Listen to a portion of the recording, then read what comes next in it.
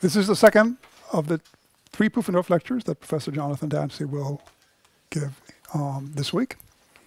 And the topic this time is, which things are reasons? And I should say that I will be chairing this session. Yeah, okay.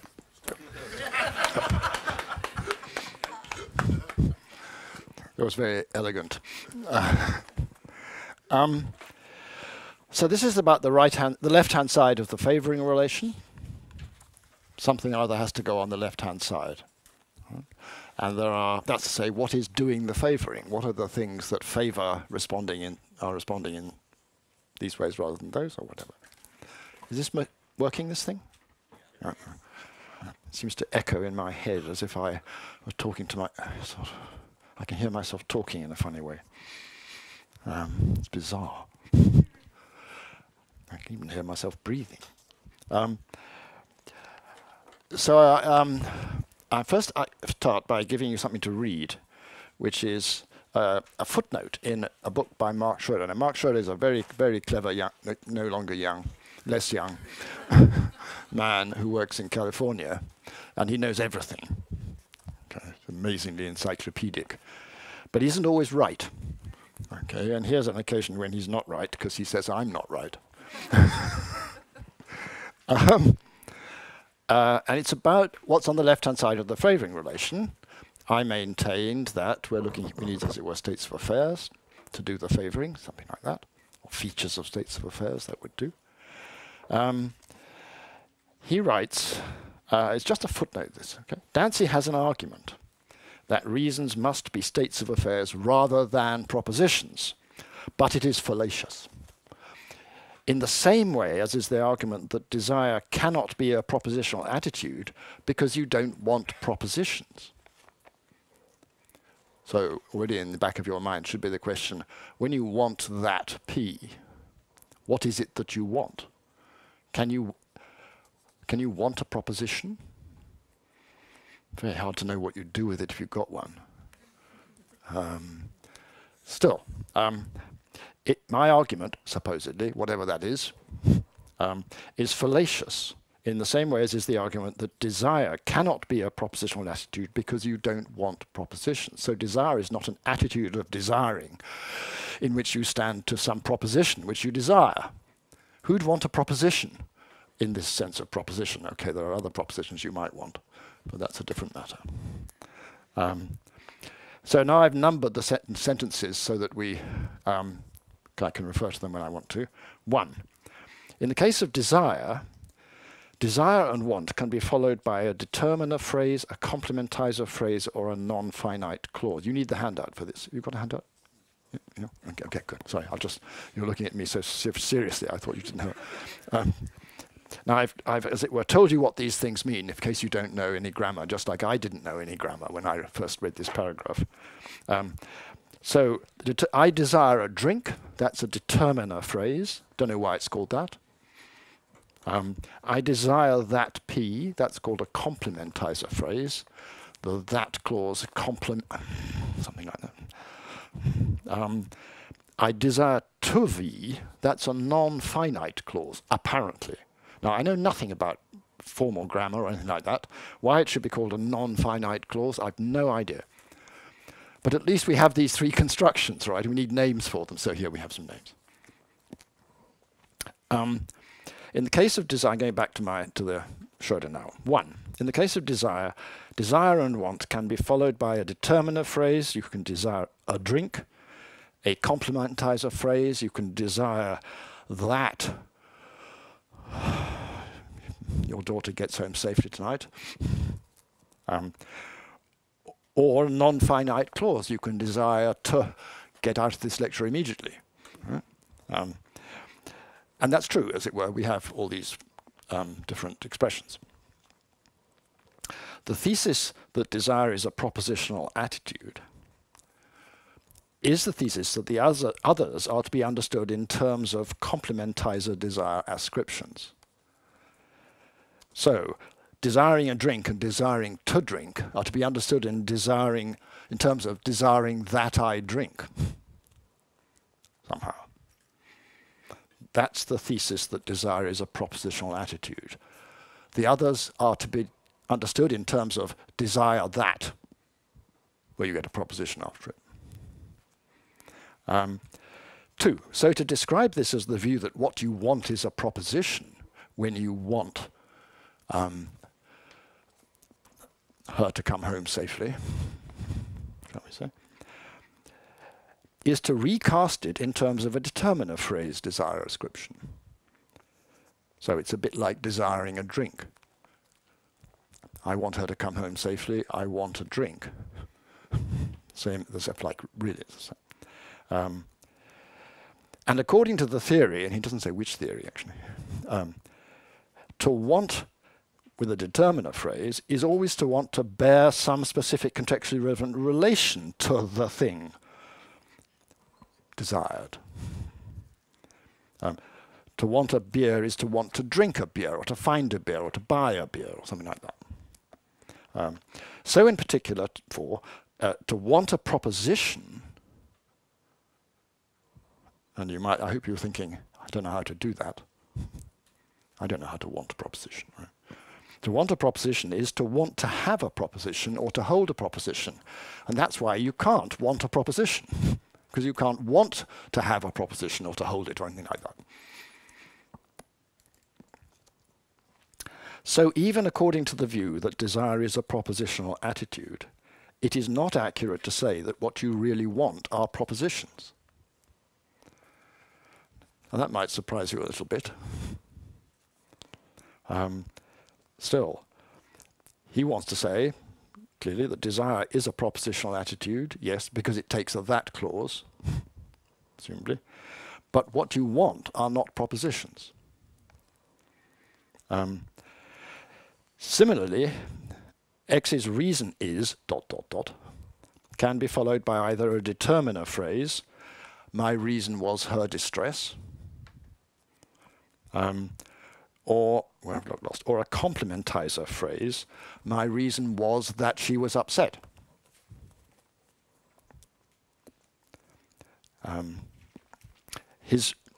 We might say his reason for calling was to make sure that she had got home safely.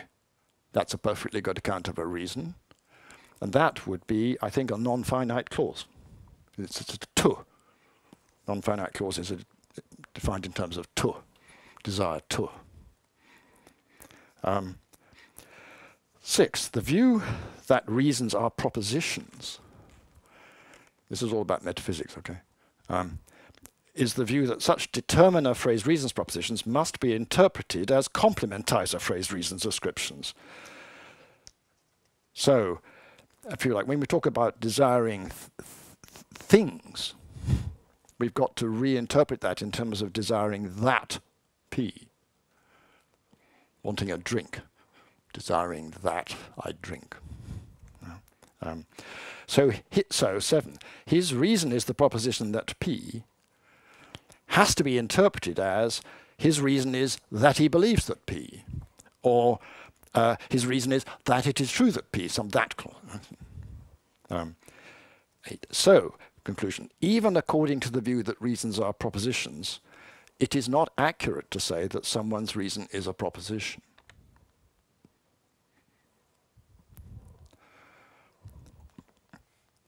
Well, there's some sort of argument going on in here, and it's my job to tell you that it's not going to work, if I can. Now, the constructions are available in English are very varied, with believe and other attitudes like that. You can believe someone, you can believe that P, you can believe in someone. Believing in someone is more like trusting them, it seems to me. It isn't trusting them, but it's like that. I can believe a person. The relation which I stand to a person when I believe that person is not the same relation that I stand to that P in when I believe that P. And the main question here is, what is the that P doing in this? I can hope that P, I can hope to V, I didn't say P there, I can hope for better weather. These are all things that I can do with hope. I can want her to V. Can I want myself to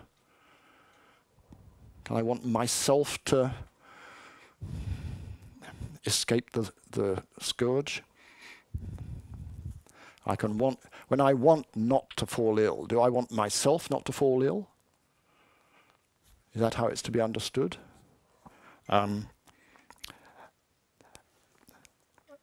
I can want to V myself, that is, to be the one who Vs.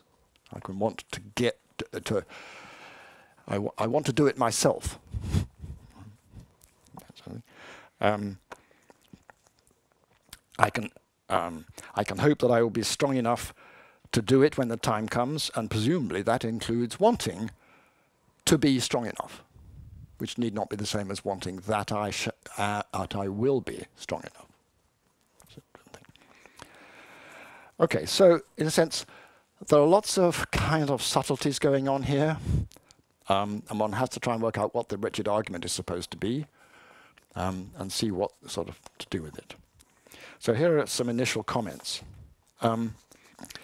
My actual argument was, so that we don't forget what the argument was, that good reasons must be states of affairs, which stand in the favouring relation to some response or other. That was my position.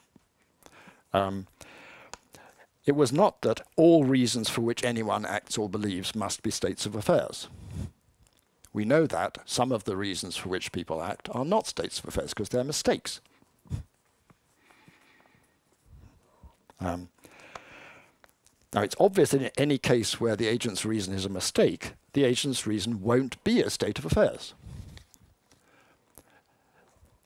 Still, it's possible to act for a good reason, and if that's so, one's reason must somehow be able to be a state of affairs, the sort of thing that could be a state of affairs. For only states of affairs can count in favour of responses.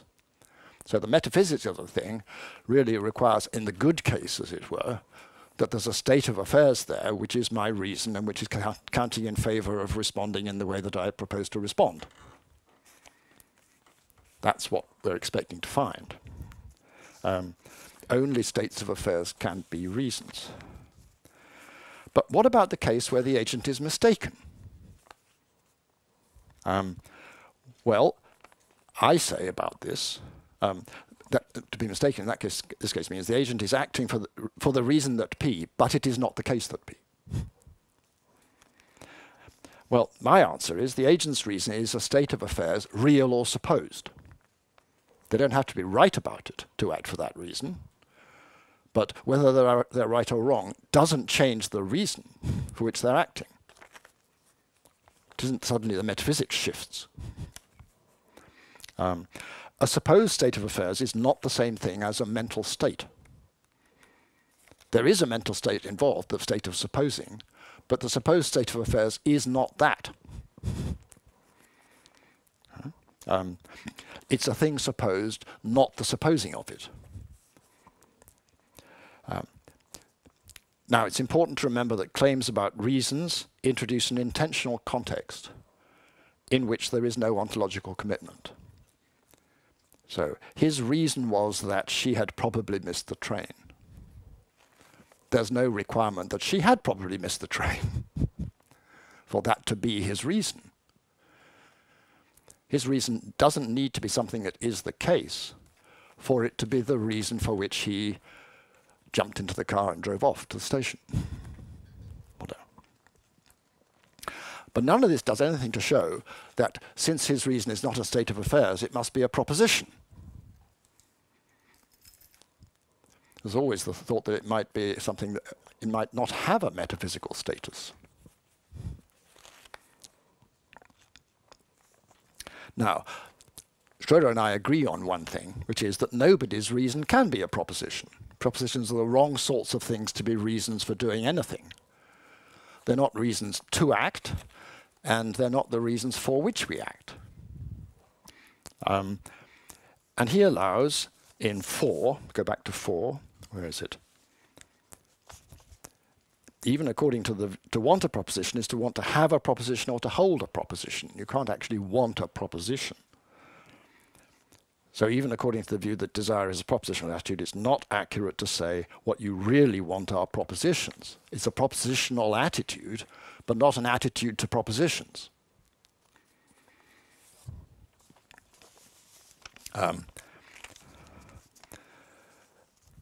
Schroeder also allows that to want a proposition is not the same thing as wanting a proposition to be true. Which I think that sounds like good common sense to me. In fact, I don't know what it is to want a proposition. When I want that P, is it possible that what I'm wanting is a proposition that P? Sort of common sense surely says there's too much philosophy going on here.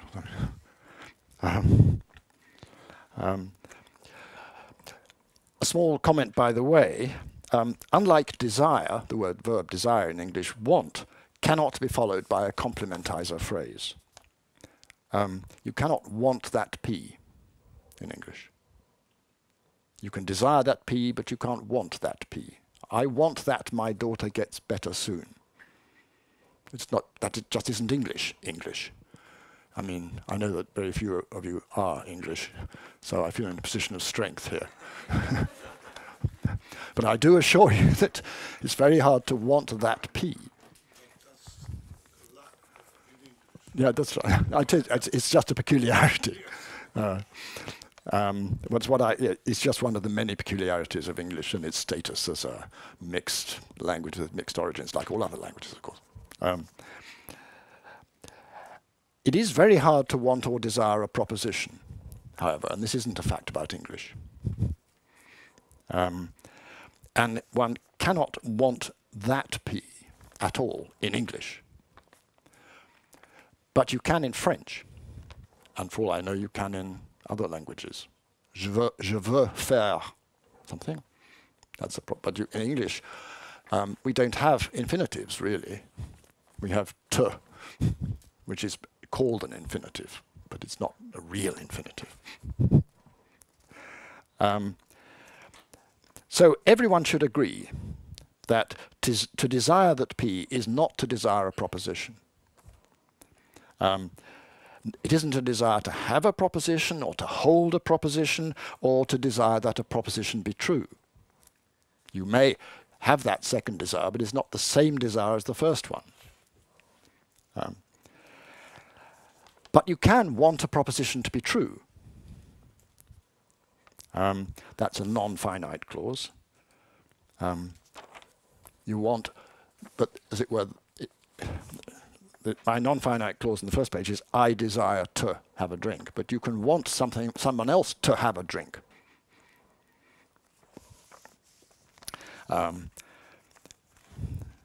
You can want your child to come home safely. That makes perfectly good sense to me in English. Look at sentence 7 in this argument. His reason is the proposition that P has to be interpreted as his reason is that he believes that P, or his reason is that it's true that P. But why shouldn't we simply interpret it as his reason is that P? As far as I can see, that's perfectly all right. And the phrase the proposition stuck in there makes things worse rather than better. In fact, it would be very odd for his reason to be the proposition that P, though perfectly okay for it to be simply that P. And then there's just the thought, how about changing that for this? His reason was this, ... P. Now there's no messing about. I've given you the reason, as it were, without changing it. Okay, so those are comments about this argument.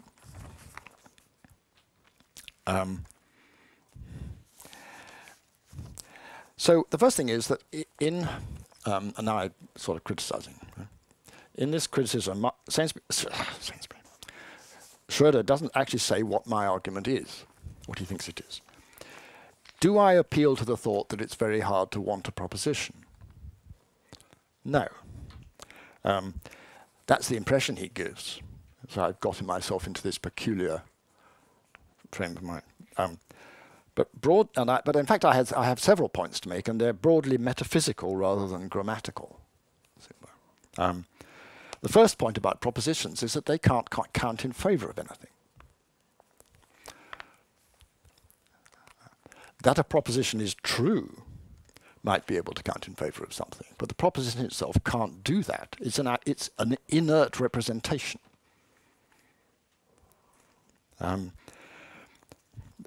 Propositions are representations or abstract structures. Things like that can't count in favour of any sort of response, I assert. Now, what is represented in the proposition can count in favour of a certain response.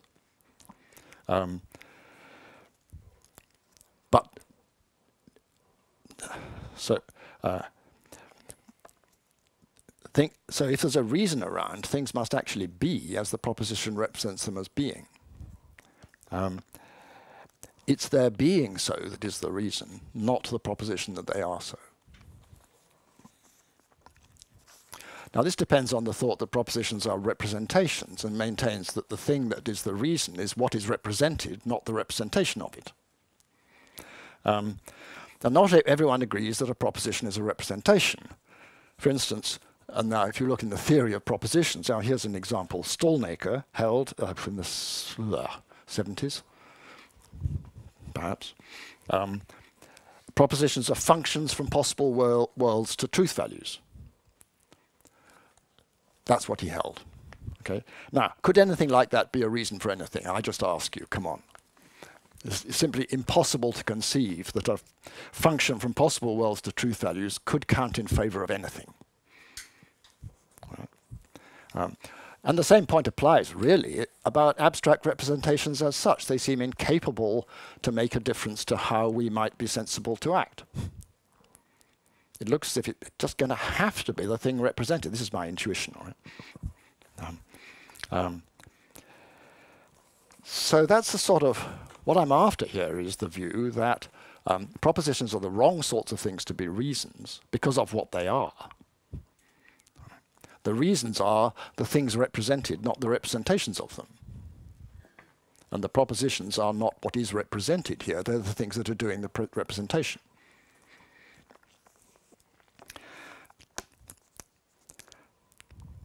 So my direct reply to Schroeder is something like this. Since we can act for good reasons, at least sometimes our motivating reasons must be identical with good reasons. Normative reasons, as it were. Must be possible to act for a good reason. And no good reason is a proposition. Propositions are representations of things which may or may not be good reasons, but they are not those reasons themselves, say I.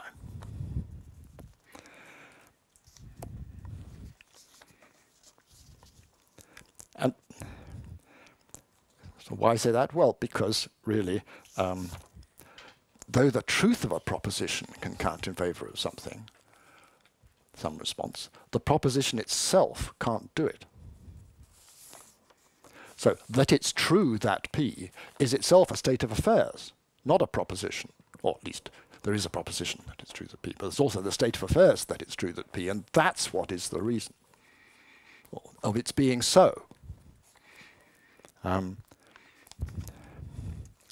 when we desire that P,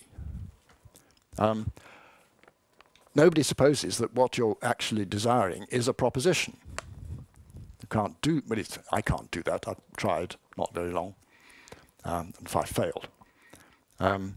We can believe people, and we can believe stories or accounts, but to believe that P is not to stand in some cognitive relation of that sort to an object, like a story or an account. There may be no such story or no such account.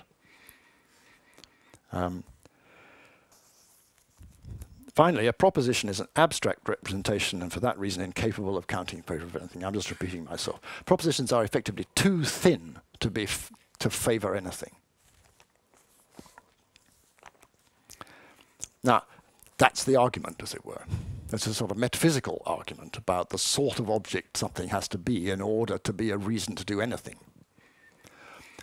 I maintain that only states of affairs are capable of doing that, though, of course, the reasons for which we act will not all be states of affairs, and won't be when we're mistaken.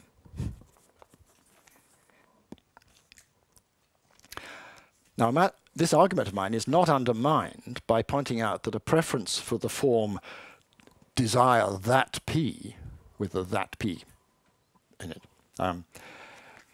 is no evidence that the proper object of desire is a proposition. Even, though I prefer to talk about desiring that P, I don't suppose that the thing desired is this object, the proposition that P. I don't know what it's like to desire a proposition.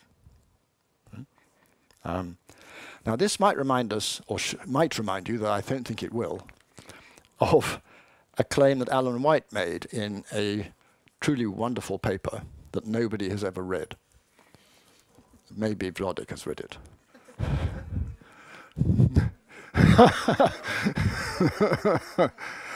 But he's the sort of guy who might have read it. Firstly, he's old enough. And you probably knew Alan White, didn't you? A lovely man, and a very good philosopher, in my view, who worked all his life in a city called Hull in the northeast of England. Alan R. White. White claimed that in the phrase A believes that P, A believes that P, the that P is functioning as an internal accusative, as he calls it. It's like something like this. He has a that P belief. It's not an external accusative, which you get when, for instance, you say, he believes what I told him, or he believes my story. That's a different kind of accusative. The internal accusative is not really an object believed at all, though it's an accusative.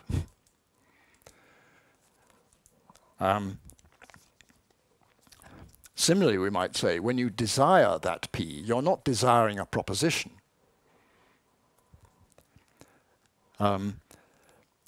But you might think that that P, I desire that P, that phrase is an internal accusative, which isn't itself very desirable. The thing picked out by the that P clause in desires that P is neither desirable nor undesirable.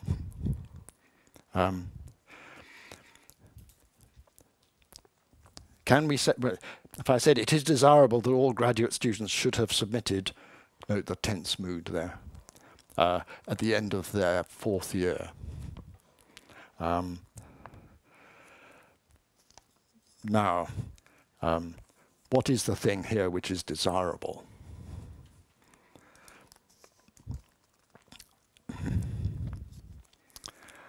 Okay.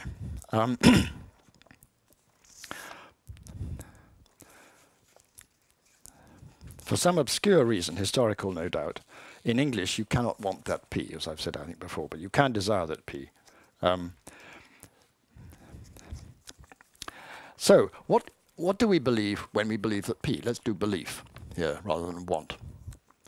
White says in his paper that P is a different kind of accusative in believes that P and believes the proposition that P. The difference is like the difference between the suspecting the butler and suspecting foul play. There's a distinction, therefore, between two kinds of accusatives, which he calls intentional accusatives and object accusatives. And a good example of this is the distinction between advising a trade union and advising a return to work. You can't advise a trade union that doesn't exist. But you can advise a return to work that isn't going to happen. The return to work is the intentional accusative, the trades union is the external accusative. Now, when I believe his story, that P, it's the same structure. I believe him, and I believe his story, but these accusatives are different accusatives.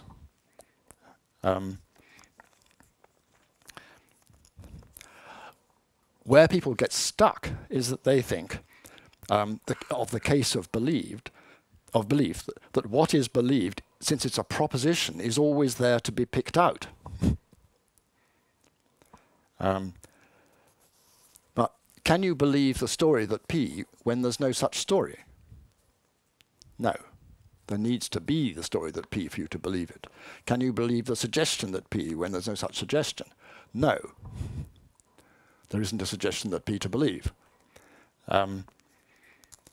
So we need this distinction between object accusatives and intentional accusatives. In a sense, when we're dealing with belief, the belief that P has a very odd sort of accusative after it. It's not an object. There is, of course, the story that P, the suggestion that P, these are objects, all right, and they can be believed. But that P itself is not an object, and hence is incapable of being a reason.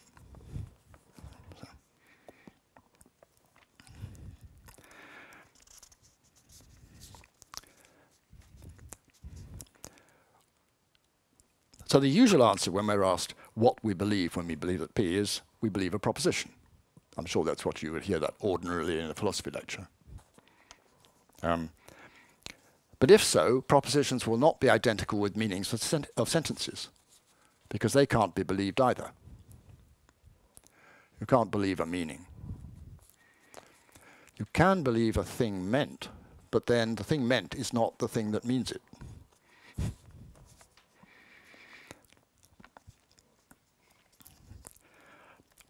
Alan White argues that sometimes when you V for a verb, that P, what is V'd is the proposition that P. Yes. For instance, when you state that P, you state the proposition that P. You can't get away from that.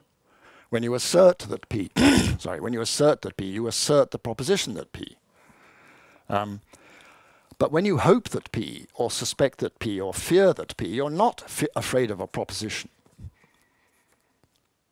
Even though we've got a that P clause, and there is a proposition around there, as it were.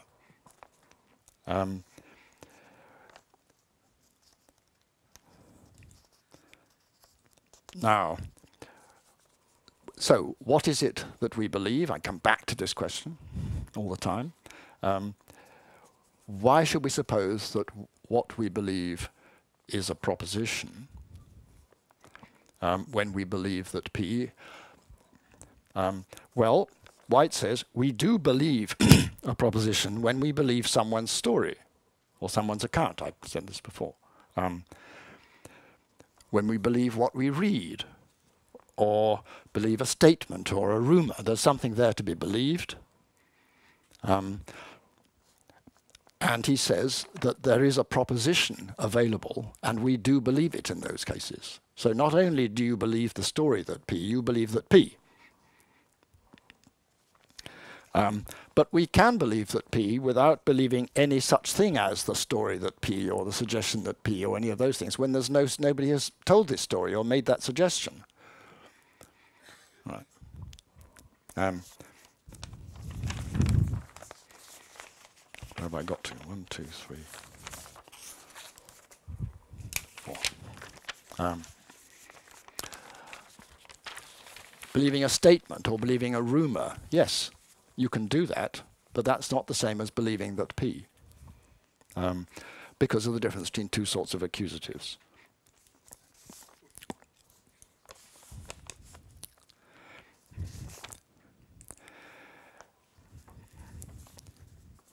So what we mustn't do is to suppose that the reasons for which we act are propositions, even when the reason for which we act is that it is Thursday. something like that, and there is a proposition that it's Thursday, that proposition does not count as a reason for anything. It's the wrong sort of beast to be a reason.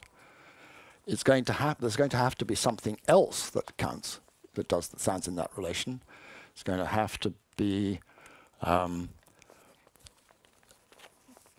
state of affairs, that P, for instance. That would be a reason. That could be a reason. And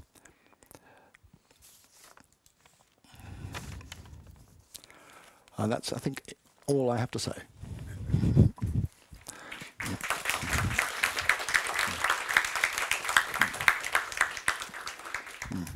Sorry, I haven't gone on for long enough, I see, but I wasn't watching the clock.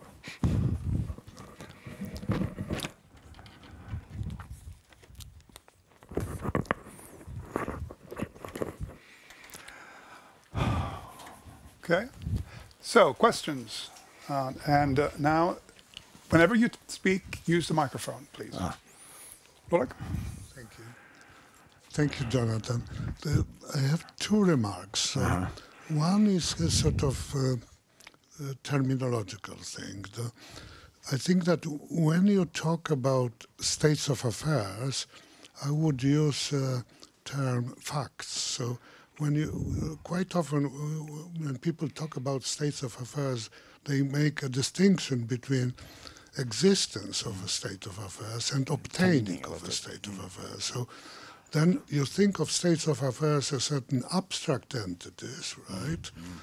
That they can exist without obtaining. So, for example, that Pegasus has wings is a state of affairs in that sense, but it exists but doesn't obtain. But it's not a fact.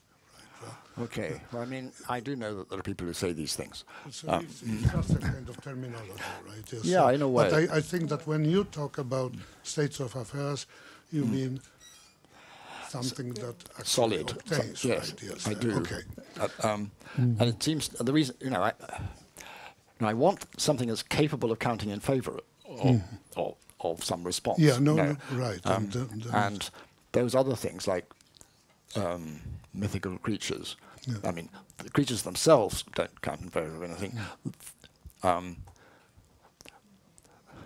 Even the story of Pegasus itself is not the right sort of object to count as a reason for much. That's not impossible, I suppose.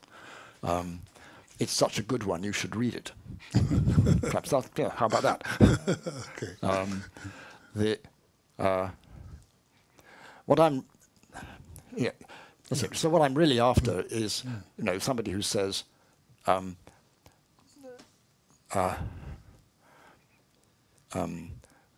reasons must be states of affairs because only states of affairs can count in favour of anything. And that's essentially, that's roughly where I am on this topic. Yeah. No, but, there's really no kind of, so I'm fully in agreement with But I mean, I would just express it. Thank you. No, you're absolutely right. Yeah. But the other thing is that I'm sort of was wondering, why do people talk about, let's say, various attitudes as propositional attitudes? And I think that maybe the explanation is that it's quite often you want to think of attitudes as relations, right? Relations to something, right? Now, if I believe that Pegasus has exists or whatever, right? And there's no Pegasus, then if this would be a state of affairs that I believe, right? So that if this is a relation to a state of affairs, then there would be no relation because there's no relatum. Right? Yes. While there's a proposition that Pegasus exists. So I think that the reason why people would say that those are propositional attitudes because they want them to be relations, right? And then you can always find the proposition, right? Yes, as the relatum for the. But I think that we simply don't need to think of attitudes as relations. So I am on your side. Good. Yeah, right. All right. As I say, attitudes with a content do not consist in relations to that content. Yes. Yes, Exactly. that's what I think. That's what I think. Exactly. Um, right, yeah. We perfectly allow that someone has the belief that P without supposing that that P is extractable and turned into an object. Yes, You know. that there is some relation between the subject and Yeah, some object, which is the relation of belief. right. Yes. And the same applies to his reason was that P. Yeah. Yeah, okay, we agree about that. Thank you. Good, all right, I think that's... Yes, and now if you want to make expressive gestures while you're talking, please use your other hand and not the one at your microphone. Thank you, Jonathan. Really great. So actually, I just have two questions, a bit of curiosity. So I know that in former works you've been talking about the sort of directions of fit, no? And I think that unless you sort of want to skip that, and that I can in one sense understand now, but isn't it that we need sort of propositional content in order to understand the idea of directions of fit? So in order to know that there is a direction for a desire, we need somehow to introduce the... Yes, we do. We need something that we can introduce to tell the story. So that's one question. And the other Well, question... wait, stop, because okay. I can only work one at a time. Yes, we do, but we don't need the proposition to be what is believed. No, so that I agree. So all this thing about whether we desire, and that I'm fine with. But I was just curious to see whether you would go and say that there is no proposition, there are no propositional entities Now, at all. I don't object to propositions doing their stuff, as it were. I just don't want them to be allowed to get out of hand. Yeah. It's since you talk about the proposition that P, then you think whenever that P pops up in a remark, it's somehow about a proposition. But we know that's not right, since I fear that P and I want that P, and I'm not wanting a proposition, and I'm not afraid of dangerous propositions, and didn't like that. So the question, what role that P clause is playing, is simply completely open for grabs with respect to any particular expression. So, for some reason in English you can't want that P, but in other languages you can, and you can regret that P. This is all absolutely fine. Whether to regret that P is to stand in a certain relation to a proposition is another matter. And I would have thought, in fact, basically, pretty obviously not. There is a proposition around to which you do stand in a relation, but it's not the relation of regretting. You can't regret a proposition. It's simply impossible. I agree. And the second question I had was, so you are talking about here two kinds of attitudes, and one is related to motivation, and you want to see desire as a motivation. But there's one sort of element, and I don't actually think that it changes anything in what you're saying, but so again, it's just curious. So sometimes we speak about perceptual content now, and these are not really beliefs in a sense now. So and I could see in a sense that the perceptual content is not a proposition though, and if it's not a proposition, it still motivates. Would that be a possibility? I mean, I think you would go on and say even this perceptual content wouldn't be a reason, no, but it would be something that could actually motivate you, no? Could I be motivated by perceptual content? By yes. the content? Yeah.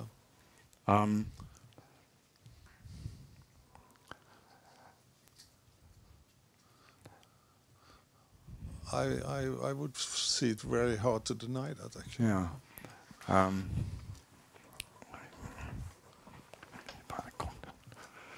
But there's nothing in a sense that tells that this perceptual content would be true, no? No, indeed. I don't know. Yeah. No, you can be motivated by something that is a mistake. We all know that. Yeah.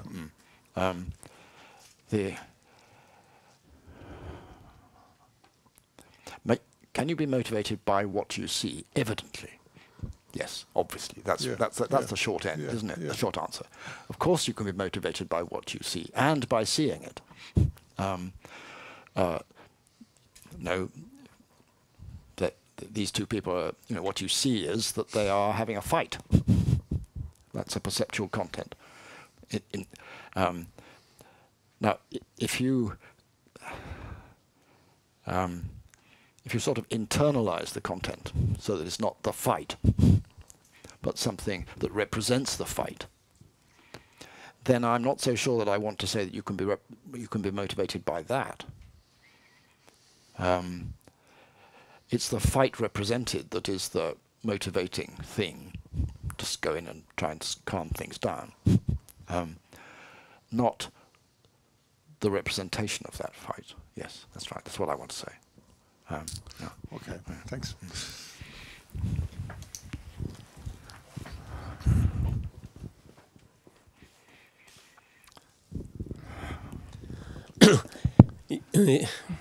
What about the notion of fictional states of affairs? So this goes back to your and Vlodek's discussion. I would say that many things that are called propositions are, to me, fictional states of affairs. I agree with the first you should have said. I agree with most of the things you have said. So this is a question that popped up when you discussed with Vlodek. I always I'm all having to do with my life. I know one fundamental philosophical view that I have changed, and I believed there can be no fictional objects. It's impossible. Then, impressed by the Polish realist phenomenologist Roman Ingarden, he made me change my view and think, yeah, it makes good sense to speak about fictional entities, in his case especially literary works, but it works for false statements as well. And then you could take account of mistaken reasons. So you said reasons are states of affairs, and then you talked for some minutes about mistaken beliefs or assumed that there were assumed states of affairs. But these assumed states of affairs, I accept them, but for me they must be or should be called fictional states of affairs. So allow these kind of, most people, I guess, most philosophers would regard them as odd. So, yeah, with these brief words about believing in fictional states of affairs, do you have any comment on? Well, to me, it solves the problem that, to me, you seem to have with mistaken reasons. Okay, I mean, if I said some states of affairs are fictional and some are not, that would strike. If I were to say that, I would feel uneasy. Once again, if I said some states of affairs are fictional and others are not. So some are spatio-temporal and some are fictional.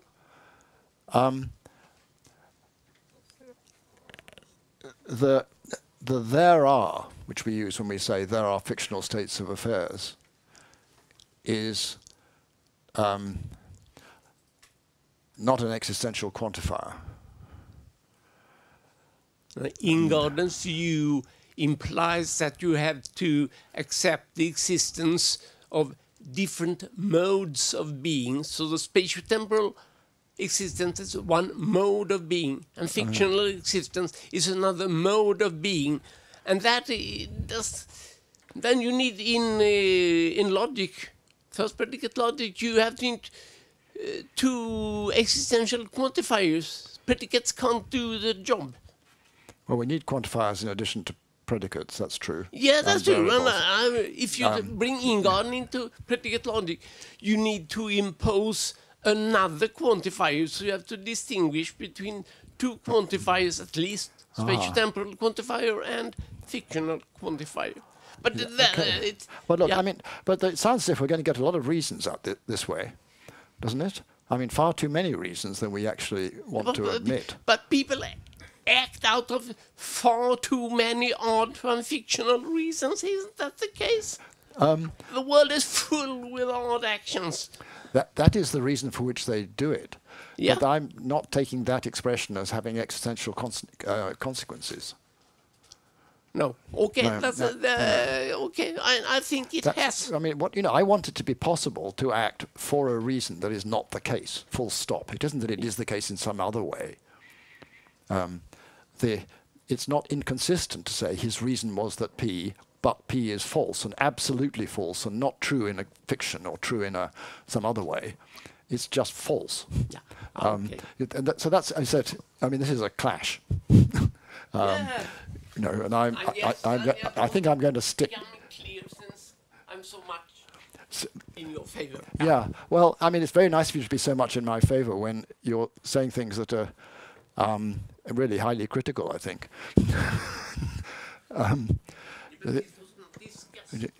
Yeah, all right. I mean, yeah. Okay. So it would be me.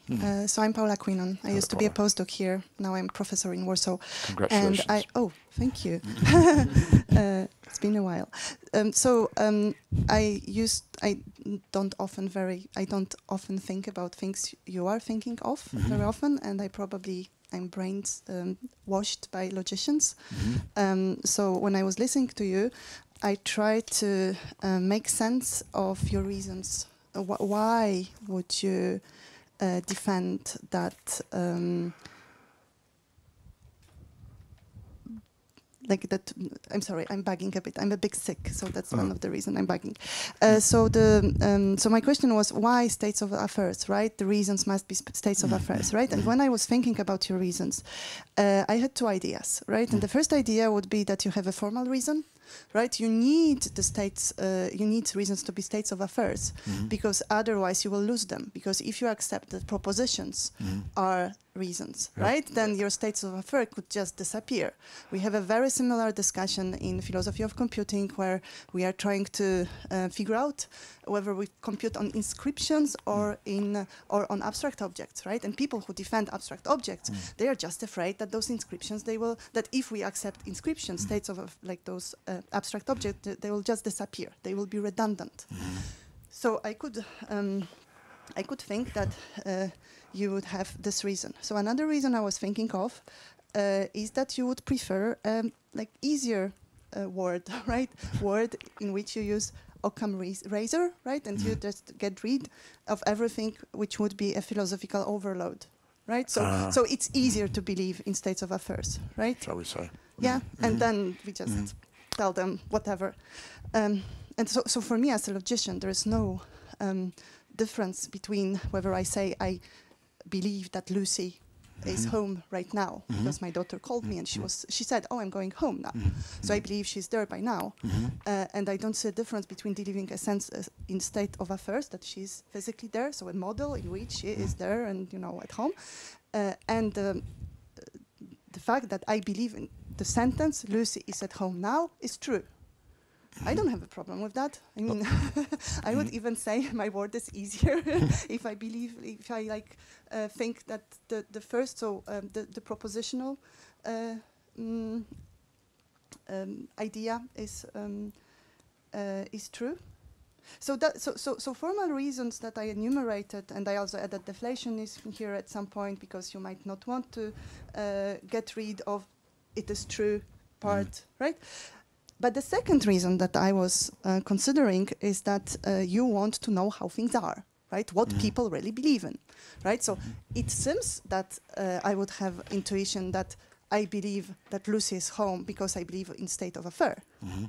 And not that I believe that the sentence Lucy is home by now is true, right? That would be my logical habit, right? So were I clear? Because I feel that it was a very naive question, and no, but I'm just very curious. Yeah, I don't think. I mean, you may have been clear, but it hasn't reached me in clear form. I mean,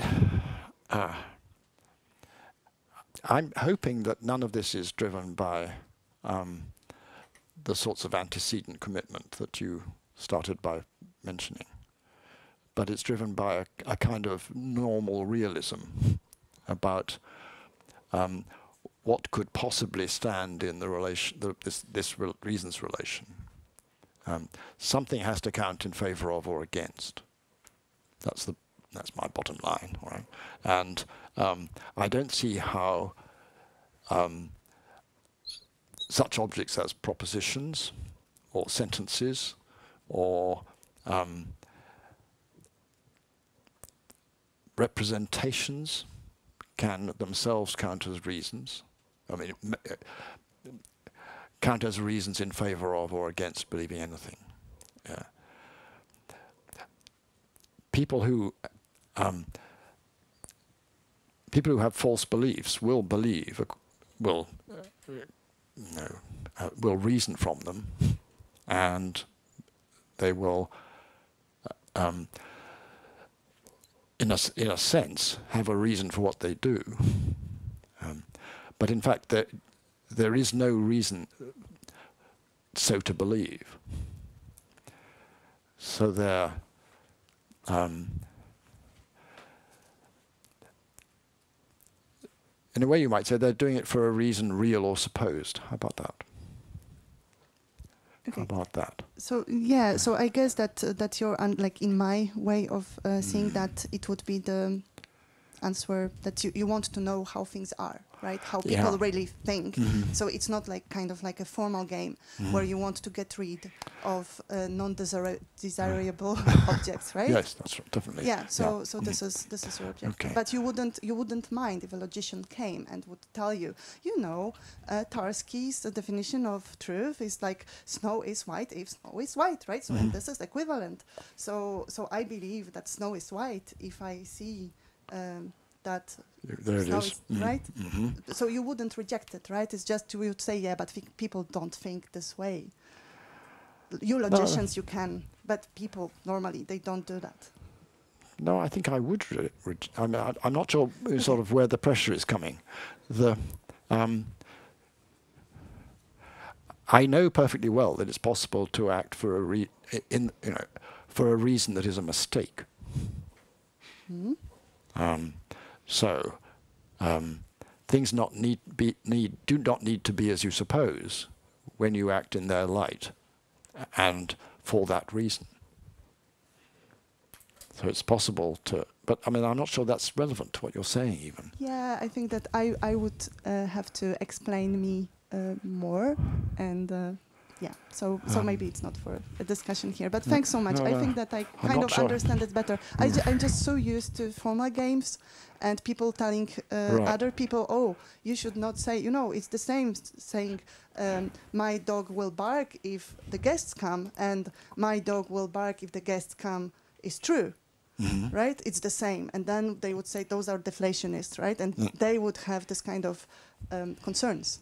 And so my question is whether you go in this direction by eliminating propositions as objects that we can believe or desire, or do you have a more realist reason that it seems you have? Yeah, I think it's the realist bit. Yeah, so it's about how things are and not games that we can play.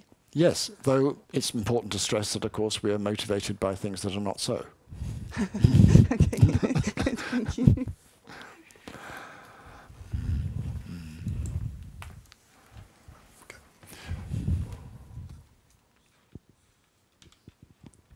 I have a follow-up with that point because I was thinking about the same thing. Okay, well then maybe this will help because I don't really feel I was winning, not in the battle but in the understanding. No, that I didn't mean that. I'm very aggressive normally, but when I talk about winning in this case, I did not mean it. No, the winning is understanding here.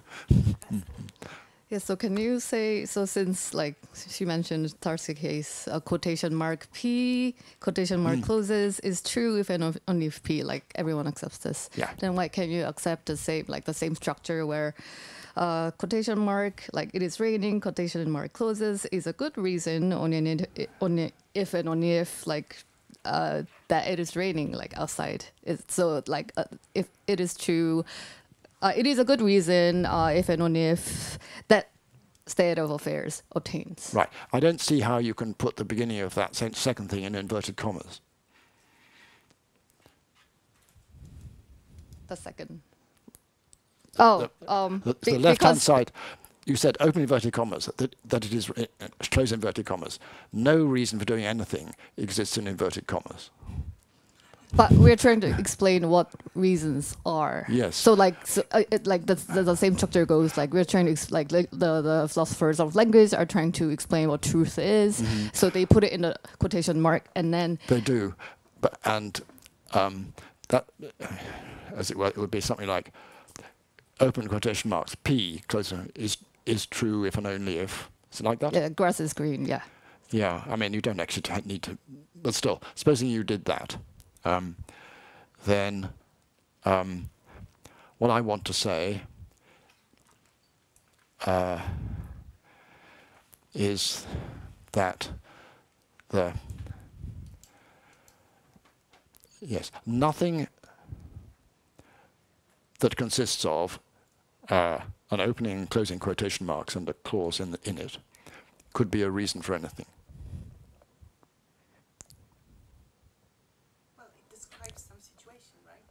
No, it doesn't. I mean, what are these quotation marks doing? I mean, I could write it. No, they don't have boards anymore, do they? What? That well.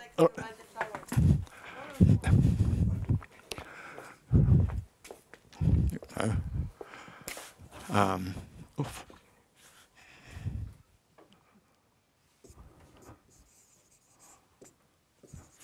Those are my T's.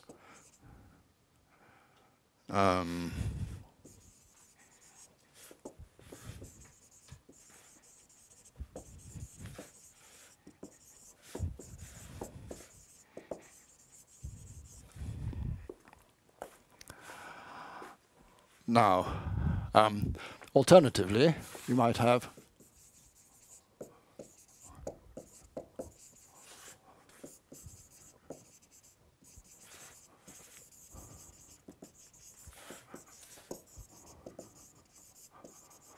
sorry, it's terrible writing, but I'm not so years since I did. Now, I want to know what on earth those inverted commas are supposed to be doing.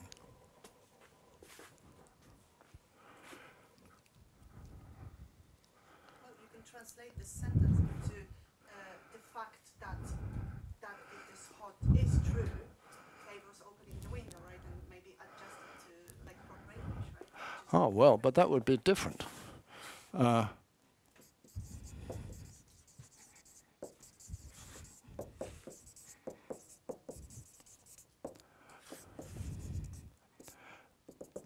But I mean, it's not that. I mean, you don't need those inverted commas there. Yeah, and then you have the deflationist coming and telling you, yeah, but those two are actually the same. This is a very bizarre way of saying that. Yeah, of course, Yeah. of course. So what is the? Not logicians who prefer to have it like. But I don't believe in these logicians who.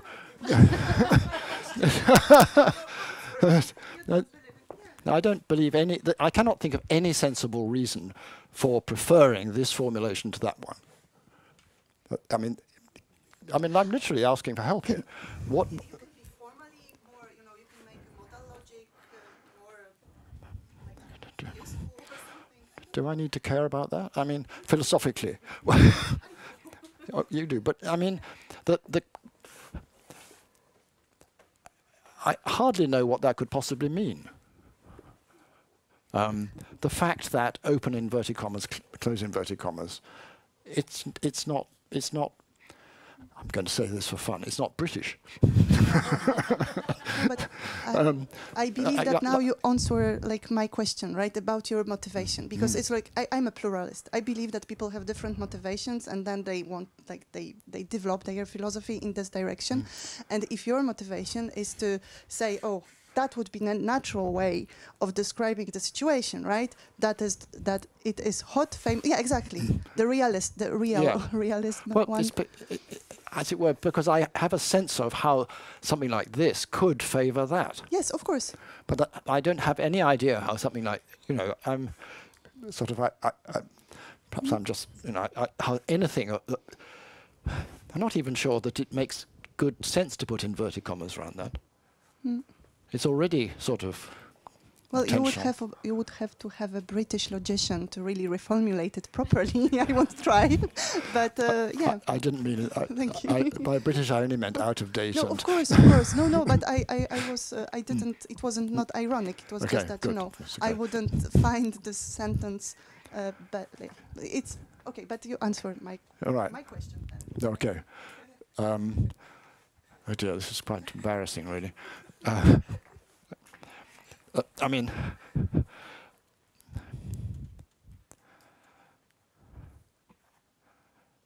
on reflection, I don't think that even makes sense to anybody. It's not a well-formed sentence.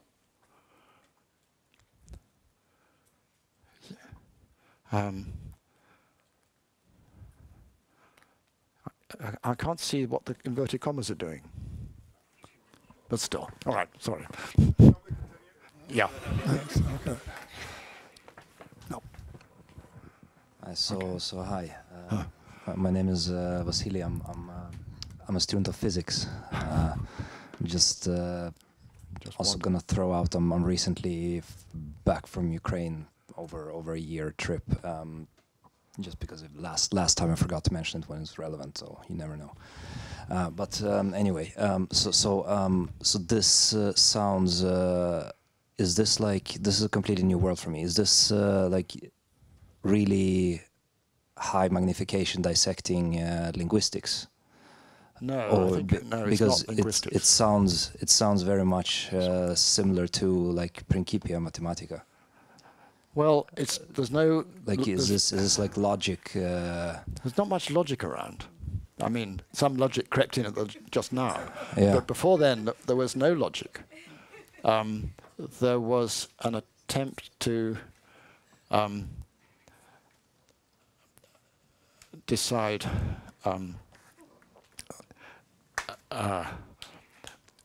whether our reasons could be propositions. Now, this isn't logic, really.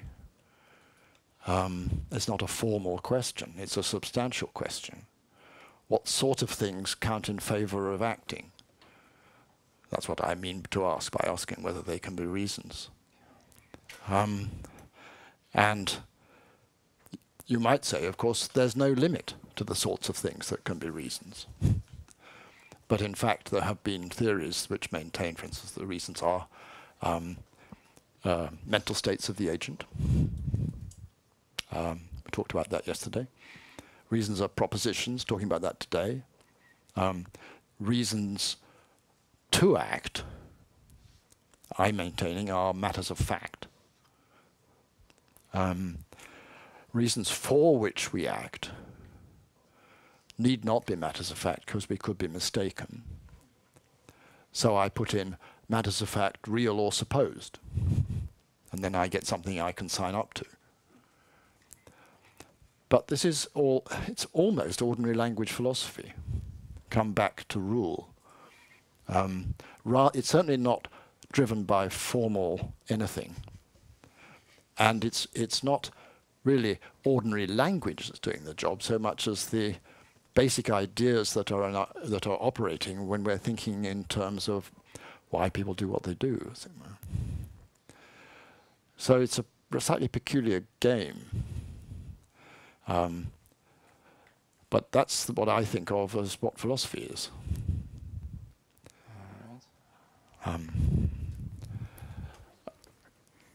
And I don't think I'm alone.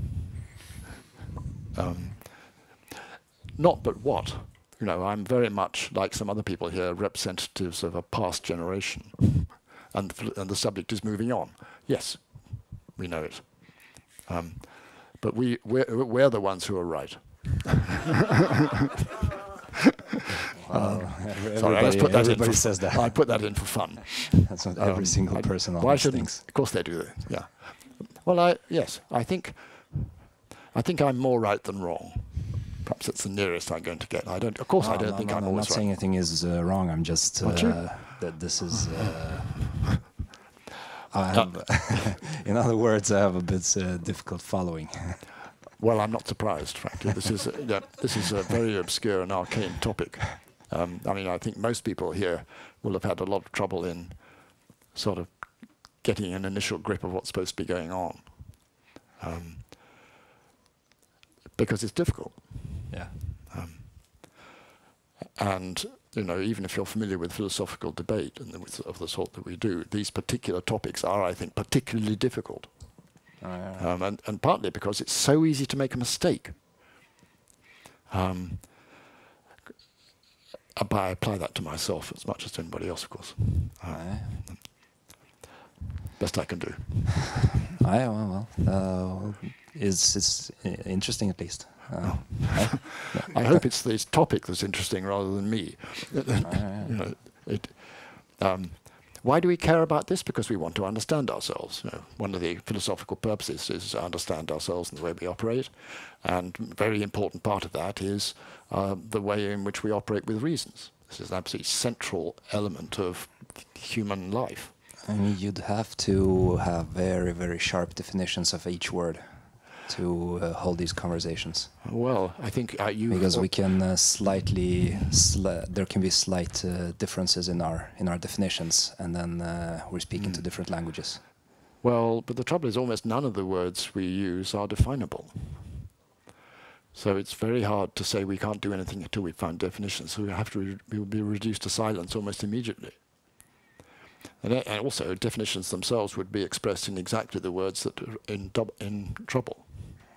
Imagine there's no second language that we could use which isn't subject to these difficulties, which will enable us to formulate definitions which are kind of clean and kosher and proper.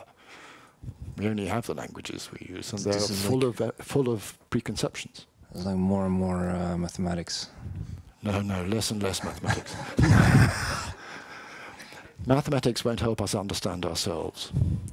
All right, thank you. Much. Do you want to continue, or there's a new point? A new point, yes, okay. Right, so I wanted to come back to the Schroeder versus Dancy debate, because I think I'm not quite sure I get what the initial dispute is. So let me see if I can get it. So Schroeder is suggesting that you've got an argument that reasons must be states of affairs rather than propositions. But Schroeder is thinking that argument at least doesn't work. But from what you say in 2, it looks like Schroeder thinks some other argument does work. So, I mean... What the hell's going on? Yeah, no, I mean, I guess I could see what is going on. I mean, so the thought is, okay, Schroeder agrees that reasons... Well, actually, this is a bit tricky. Reasons can't be propositions, but he just doesn't agree with your argument for that conclusion. That's what it looked like at a certain point to me. But then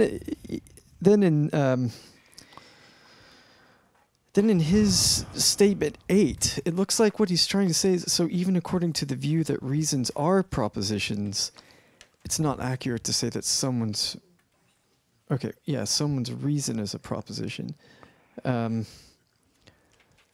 So, okay, is the thought that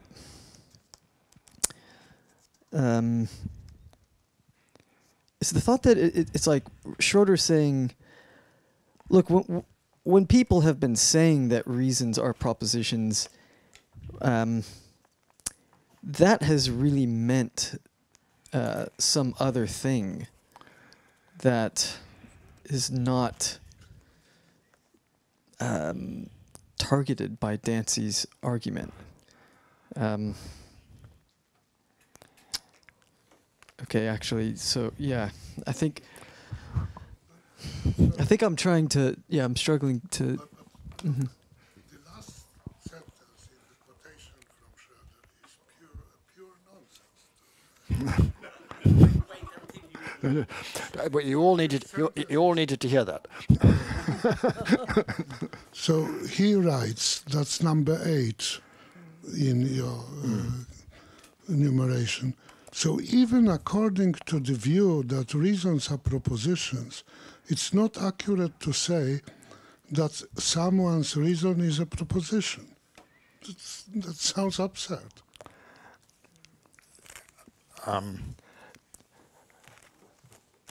Surely, if reasons are propositions, then someone's reason is a proposition. I don't know. It's kind of, he expressing himself cryptically, right? I don't know what he means. It's because of 7, isn't it? 8 is true because 7 is true. Sorry, I only read, only read 8. Right? So 7 is what?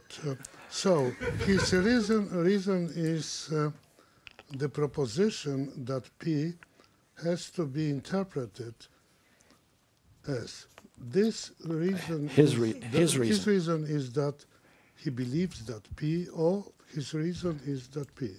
No, that it's true that P. It's true that P. Yeah, well, that might very well be the case, but still 8 is nonsensical. I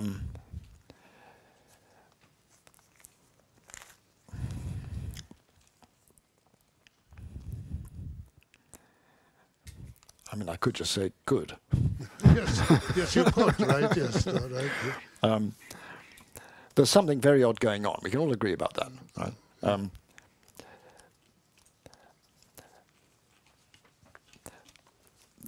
He seems to think that his reason is the proposition that P really says something else. Okay, that this is 7. So the view that reasons are propositions is not the view that reasons are propositions. Well, I mean, the view that reasons are something else, right? Yeah.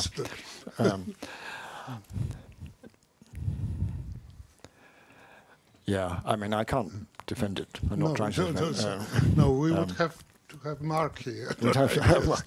Yes, and he would talk very fast.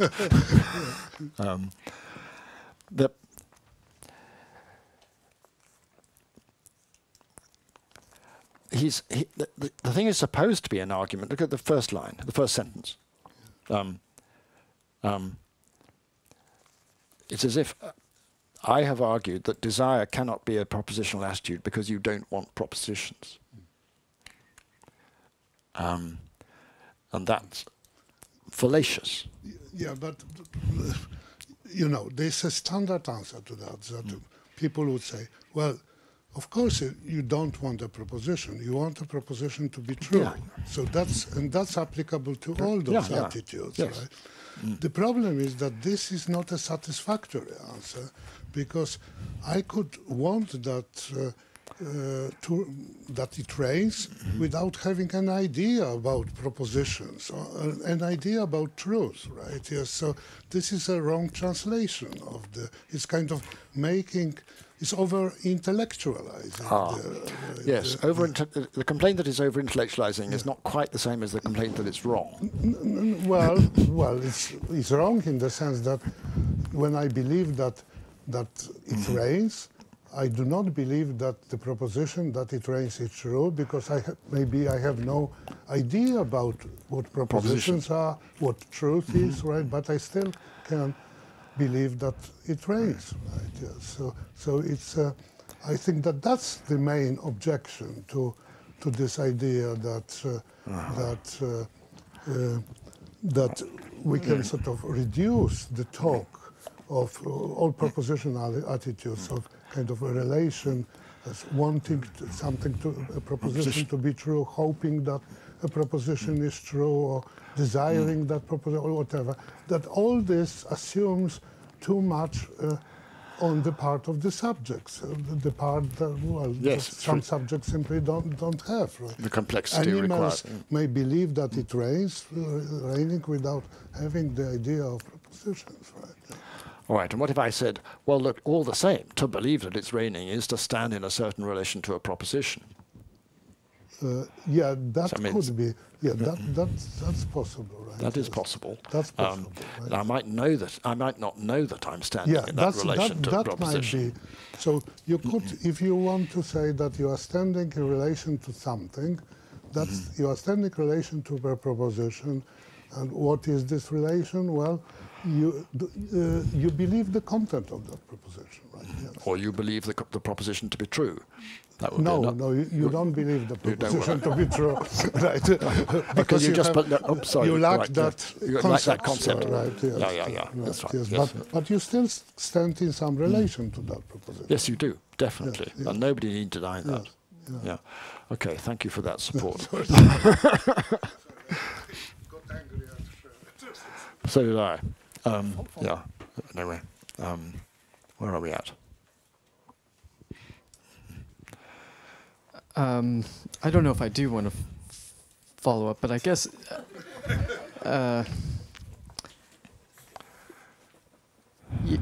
yeah, I guess the dispute is tricky to see because yeah, I get. So is it? I guess the question I'm having is Schroeder saying that you are implicitly misunderstanding the initial view that or some kind, right? So it has an argument that reasons must be states of affairs rather than propositions. But look, I mean, that's, but your argument's silly for the same reason that it's something in the neighborhood of Pryor's puzzle. There was this literature of Pryor's puzzle. I don't know a great deal about it, but It's a long time since I...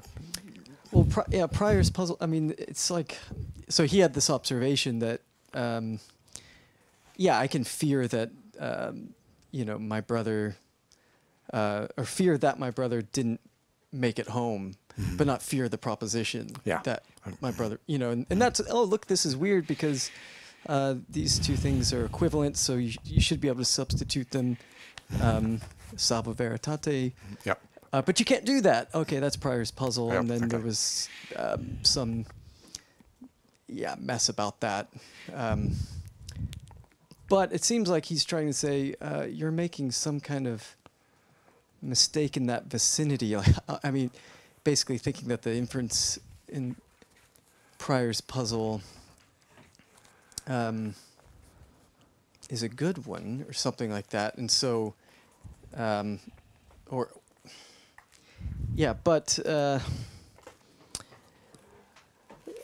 but let me just try one more time. So if it's fallacious, so you're,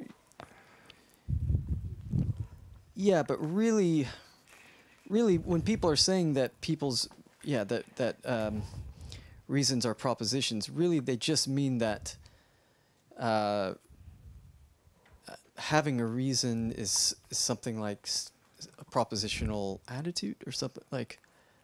I can't mean that, No, because you can that's not have quite reasons right. you're unaware of. Yeah.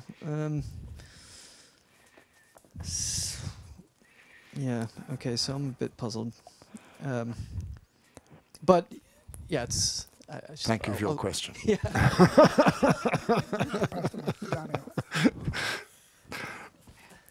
Thanks. I had a clarificatory question about states of affairs. All right. So I guess paradigmatically, a state would suggest a kind of static things, like the vase is being on the table, it's being hot, and I'm just wondering whether you include things with duration, so things like events, and if so, that might count against the view of thinking of them as facts.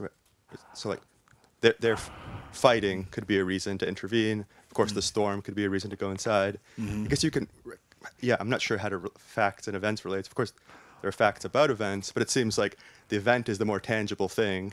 Yes. But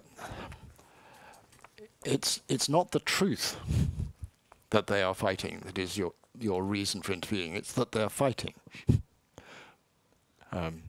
We don't need the extra bit. It is true that. It's sufficient that they are fighting, and that is a reason to intervene. So true or false, we don't, and we should just sort of leave that bit out. You know? So we don't really need inverted commas. That they are fighting is a reason to intervene. If you ask what sort of a thing that they are fighting is, I would say it's a not very static state of affairs. As I say, it's a state of affairs with a duration that involves, change throughout. Now, I maintain that that's the sort of thing that stands in the reason's relation to anything. Though, of course, we often make mistakes and act for reasons that are not so. But that doesn't make any difference, we know that. How to understand it when it's going well, that's the first question. We worry about the others later. I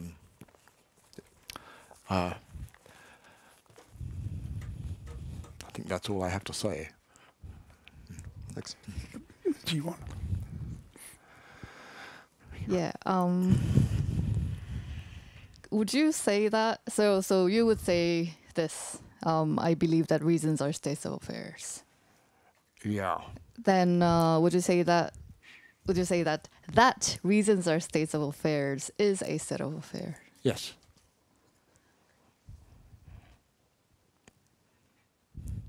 Not a very distant from the first one, but it's still a state of affairs. Then wouldn't it? Then can you say like the reason that I believe that reasons are states of affairs is the reasons are states of affairs, but that seems the reason why I believe it is that it's true. That's what it sounded like then. I do think there are cases like that. Not all reasons why people believe things are that it's true, but it would be it's a bit odd to offer that as a reason. But nonetheless, I don't see anything actually wrong with it.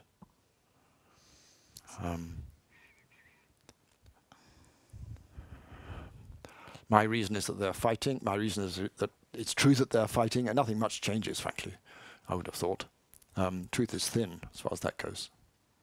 So the reason why I asked this question is I thought it was quite hard to carve out what a state of affairs is. Like, how do you divide it? So if you can count reasons as this is one reason, these are two reasons, and if you can count one proposition, two propositions, it seems easy to say reasons are propositions because they are both countable.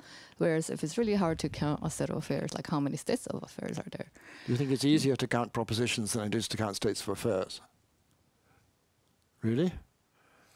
Why should we say that? Because the states of affairs are like things that are out there, but you can actually put propositions into words. Well, look, I can count suggestions. They're not things out there.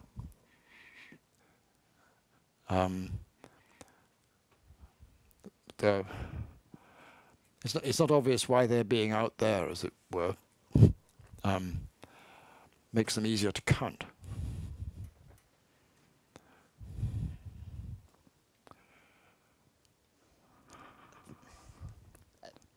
A state of affairs seems to be like a blob, whereas proposition is like spelling B-L-O-B. Okay, supposing my wife is either in Oxford or in London. That isn't a very blobbish sort of a state of affairs.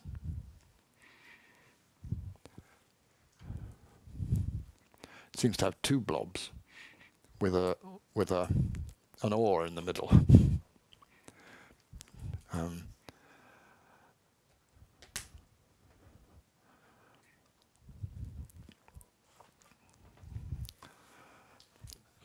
And that could perfectly well be a reason. That's why it's a reason not to go to Cambridge to look for her or something. How are we doing? What's going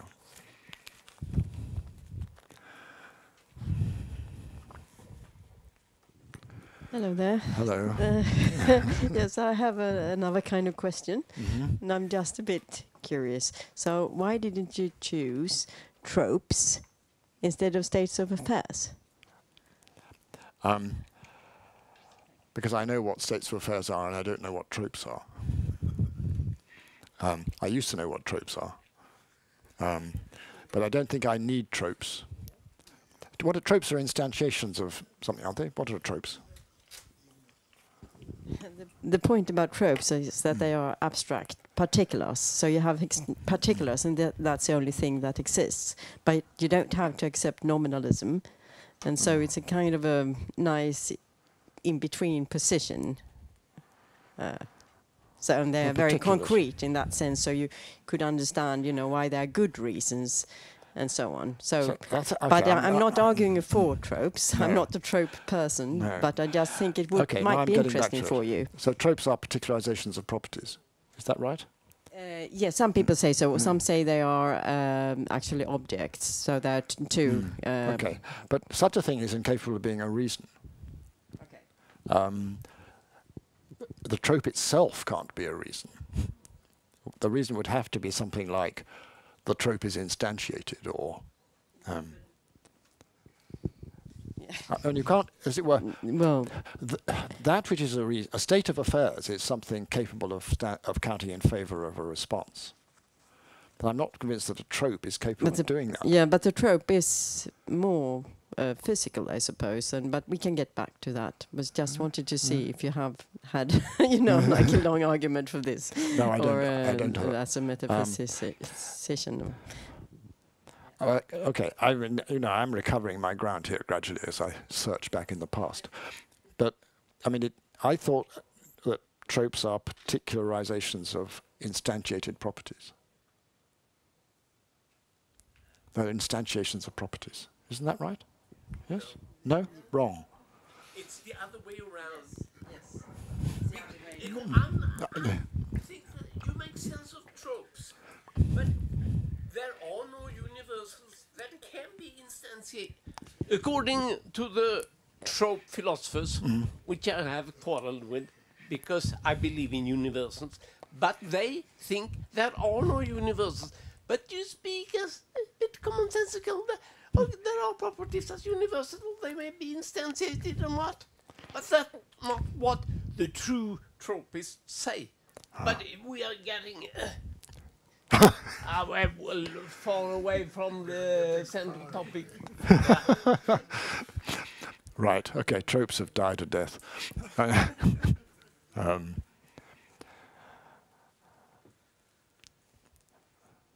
Okay, so we have any more questions from anyone? Yes, we do.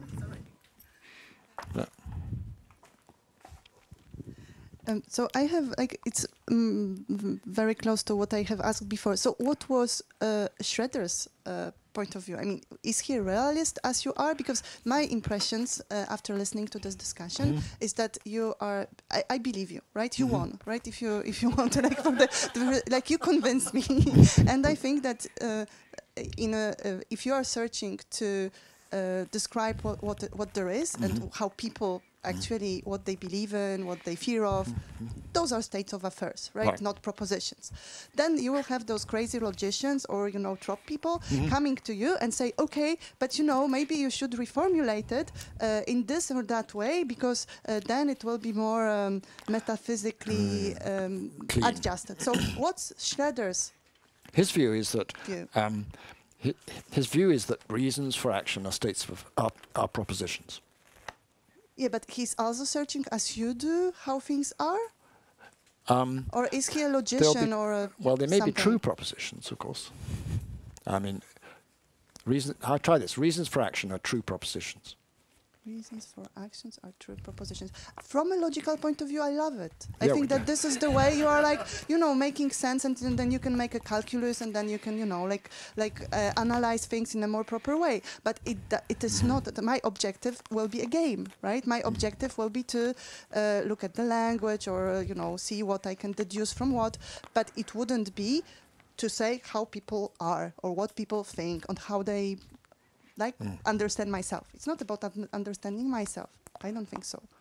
So is he willing to understand himself and people, or does he belong to some tribe trying to play a game? Yes and yes. Okay. I think I would say yes to both of those. He is operating in his own way, but he does want to understand people. Yes, let's not. We don't have to be too rude about Schroeder. He's, tries. I maintain there's a sort of lack of realism in his approach. But then, and you are to some extent agreeing with that, I think. Yeah, I think that would be in defense of him, right? Because if he's not a realist, in a way you are, then it wouldn't, like the discussion is, well, it's interesting, but in a way you both defend yourself. Like, I mean, your view defends itself, as I fully agree. But if I read more of what he's claiming, maybe just his reasons are different than yours. Mm-hmm. I hope so, since his reasons are mistakes.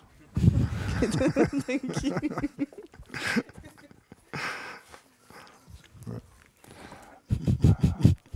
Okay, we still have a little more time, so if anyone feels the urge.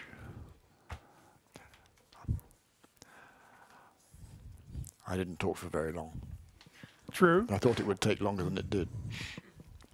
Okay, so we're done. Okay, thank you very much.